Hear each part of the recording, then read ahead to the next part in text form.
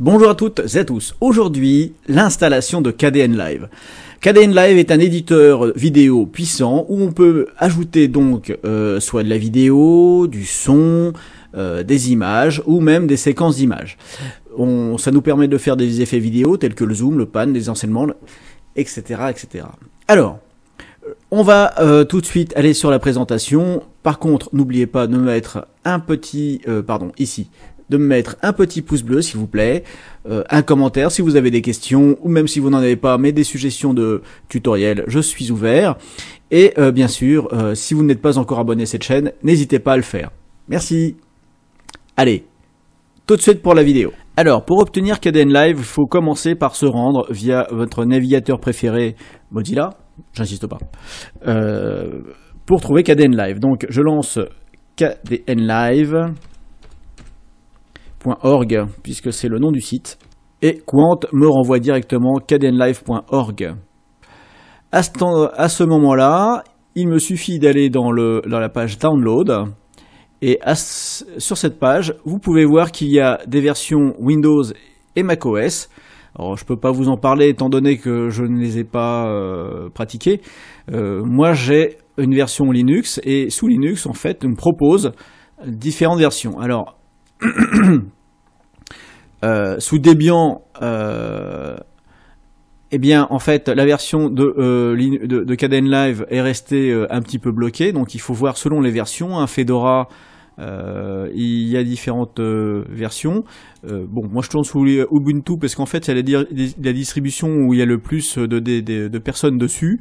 Et bon, c'est comme tout, hein, plus de monde, donc plus de développement. Et il me dit d'aller chercher l'app image. Alors, l'app image, la voici, c'est la dernière qui a été diffusée et qui est stable, c'est celle-ci. Alors, je clique sur le lien,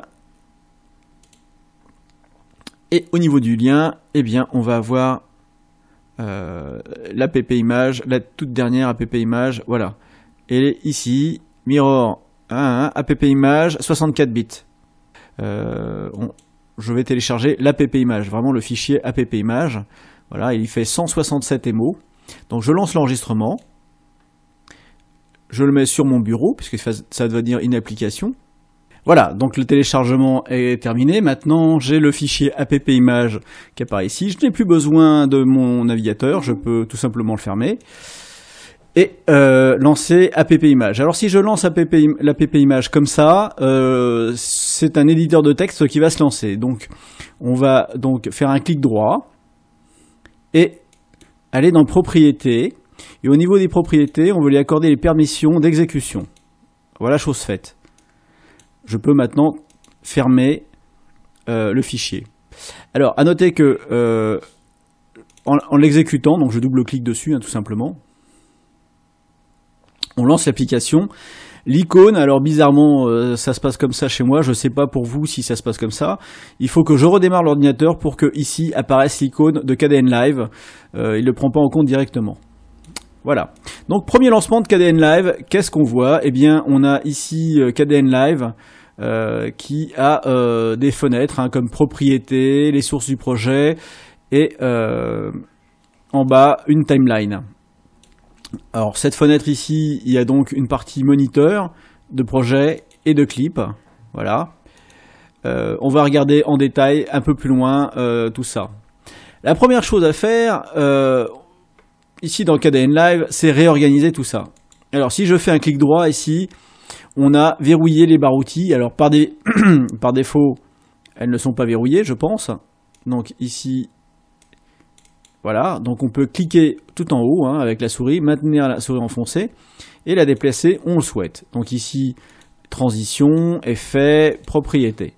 Alors moi j'ai pour habitude de mettre les transitions ici avec les sources du projet et les effets au même endroit. Voilà. Ici, il y a possibilité aussi, si on fait un clic droit sur propriété, d'ajouter une bibliothèque. Alors, la bibliothèque, c'est quelque chose que vous composez avec vos propres éléments. Alors, moi, j'ai pour habitude de mettre la bibliothèque dans propriété, pour la simple et bonne raison, c'est que Quand vous avez votre bibliothèque, c'est comme ça que je fonctionne. Par exemple, dans les sources de projet, moi j'ai des images. Par exemple, j'ai mon logo, ici, que je glisse. Et le logo, Et mon logo, donc après, je peux le glisser directement et lui appliquer un effet. Tu as aimé cette vidéo? Eh bien, mets-moi un pouce bleu s'il te plaît, partage-la autour de toi sur tes réseaux sociaux et mets-moi un petit commentaire pour pouvoir m'aider à avancer sur YouTube. Merci!